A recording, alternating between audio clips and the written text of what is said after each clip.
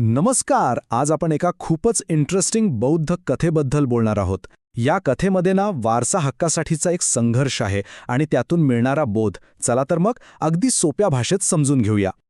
कधी विचार केलाय की दाणावरून झालेला एक साधा वाद सोडवण्यासाठी चक्क हत्तींच्या एका प्राचीन कथेची मदत घ्यावी लागावी? असं का झालं असेल? आज आपण याच प्रश्नाच्या मुळाशी जाणार आहोत एका प्रसिद्ध बौद्ध जातक कथेच्या मदतीने. तर आपली गोष्ट सुरू होते श्रावस्ती नावाच्या शहरातून. सगळं काही शांत होतं, पण एका छोट्याशा मतभेदाने बघता बघता संपूर्ण गावात वादाची ठिणगी पडली. झालं असं की श्रावस्तीच्या लोकांनी मिळून दान गोळा केलं. खूप चांगलं काम होतं, पण वाटपाची वेळ आली आणि त्यांच्यातच फूट पडली. सगळ्यांच्या मनात एकच प्रश्न होता, हे दान नक्की द्यायचं तरी कोणाला? आणि मग काय, हा वाद इतका वाढला की त्याचे 2 गटांमध्ये रूपांतर झालं. म्हणजे एका बाजूला होते बुद्धांचे अनुयायी आणि दुसऱ्या बाजूला त्यांचे विरोधक. आणि दोन्ही गट आपापल्या मतावर अगदी ठाम होते. कोणीच मागे हटायला तयार नव्हतं. आता यावर काहीतरी तोडगा काढायला हवा होता, नाही का? मग ठरलं, मतदान घेऊया. आणि झालंही तसंच. बुद्धांना पाठिंबा देणारे लोक जास्त होते, त्यामुळे साहजिकच विजय त्यांचा झाला आणि दान त्यांना देण्याचा निर्णय पक्का झाला. ही सगळी गोष्ट जेव्हा तथागतांच्या कानावर पडली तेव्हा त्यांनी एक खूपच अनपेक्षित गोष्ट सांगितली. ते म्हणाले, अरे, हा संघर्ष काही आजचा नाहीये. आणि त्यांच्या ह्या एकाच वाक्याने एका खूप जुन्या विसरलेल्या कथेचे दरवाजेच उघडले. चला तर मग आता आपण थेट भूतकाळात जाऊया. प्राचीन बनारस शहरात तिथे एक तरुण होता, ज्याला स्वतःच्या हक्काचा वारसा मिळवण्यासाठी एका मोठ्या कटाचा सामना करावा लागणार होता. या कथेचा नायक आहे बोधिसत्व. बोधिसत्व म्हणजे गौतम बुद्धांचाच एक पूर्वजन्म. तर या जन्मात तो एक तरुण ब्राह्मण होता. वडिलांचं नुकतंच निधन झालं होतं आणि त्याच्यावर अचानक खूप मोठी जबाबदारी येऊन पडली होती. पण म्हणतात ना, संधीचा फायदा घेणारे लोक असतातच. वडिलांच्या निधनानंतर काही मत्सरी ब्राह्मणांनी हीच संधी साधली. ते थेट राजाकडे गेले आणि त्यांनी बोधिसत्वाच्या ज्ञानावर आणि अनुभवावर प्रश्नचिन्ह उभं केलं. थोडक्यात राजाचे कान भरायला सुरुवात केली. त्यांनी राजाला काय सांगितलं? अहो, त्याला ना 3 वेद माहीत आहेत, ना हत्तींचं ज्ञान. त्यांचा हेतू एकदम स्पष्ट होता.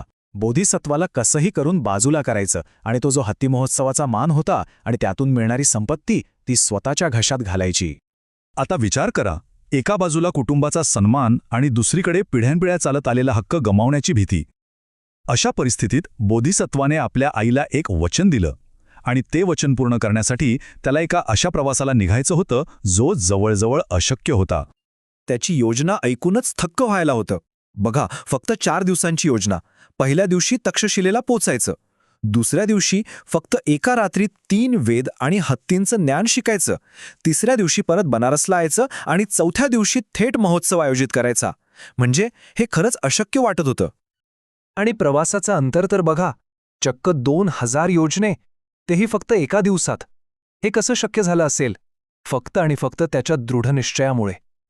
पण त्याहूनही मोठी आश्चर्याची गोष्ट पुढे होती. त्याला हे सगळे शिकायला किती वेळ लागला असेल? फक्त 1 रात्र. हो, फक्त एका रात्रीत त्याने ते सगळं ज्ञान मिळवलं, ज्यासाठी लोकांना कित्येक वर्ष लागतात. आणि त्याने फक्त ज्ञान मिळवलं नाही, तर त्यावर कमालीचं प्रभुत्व मिळवलं. त्याची समज इतकी जबरदस्त होती की त्याने चक्क आपल्या गुरूच्या पुस्तकातल्या चुका शोधून त्या सुधारल्या. म्हणजे विचार करा, तो तिथे एक विद्यार्थी म्हणून गेला होता, पण परत येताना तो ज्ञानाने आपल्या गुरूच्याही पुढे निघून गेला होता. आणि आता येतो कथेचा तो निर्णायक क्षण, जिथे सगळं काही पणाला लागलं होतं. बोधिसत्व ठीक महोत्सवाच्या दिवशी अगदी ऐनवेळी बनारसला परततो.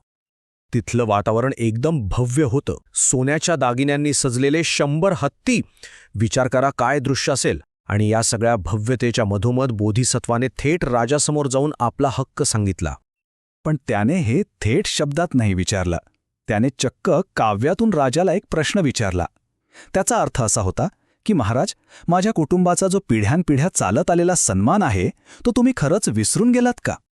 सुदैवाने राजा सुसीम हा परंपरेचा आदर करणारा होता. त्यानेही त्याच काव्यात्मक भाषेत उत्तर दिलं आणि बोधिसत्वाचा हक्क मान्य केला. यावरून दिसतं की त्याने न्यायाला आणि परंपरेला किती महत्त्व दिलं. आता राजाचा पाठिंबा तर मिळाला होता. मग बोधिसत्व आपल्या विरोधकांकडे वळला आणि त्याने एक प्रकारे गर्जनाच केली. त्याने आव्हान दिलं, आहे का तुमच्यापैकी कोणामध्ये हिंमत जो माझ्यासमोर ज्ञानाच्या परीक्षेत उभा राहू शकेल? काय झालं असेल पुढे? त्याच्या या आव्हानानंतर तिथे एकदम शांतता पसरली.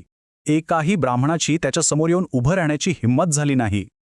यातून एकच गोष्ट सिद्ध झाली, त्याचं ज्ञान श्रेष्ठ होतं आणि त्याचा विजय हा निर्विवाद होता. आणि इथेच ही प्राचीन कथा थेट वर्तमानाशी जोडली जाते. तथागत आता खुलासा करतात की या जुन्या कथेतील पात्र दुसरी तिसरी कोणी नसून श्रावस्तीच्या वादात सामील असलेलीच माणसं होती. ते सांगतात की तो तरुण ब्राह्मण म्हणजे स्वतः तथागत होते, राजा सुसीम म्हणजे आनंद होता आणि तो महान शिक्षक म्हणजे सारीपुत्त. यातून काय सिद्ध होतं? हेच की जसं त्या भूतकाळात ज्ञानाने आणि संकल्पाने विजय मिळवला होता, अगदी तसंच या वर्तमानातही सद्गुणांचाच विजय झाला. ही कथा संपते, पण जाता जाता आपल्यासमोर एक महत्वाचा प्रश्न उभा करते. ज्ञान, परंपरा, तत्व हे जे वंशपरंपरागत वारसे असतात ते जपण्यासाठी आपण आज कोणत्या गोष्टींसाठी संघर्ष करतो? विचार करायला लावणारी गोष्ट आहे, नाही का?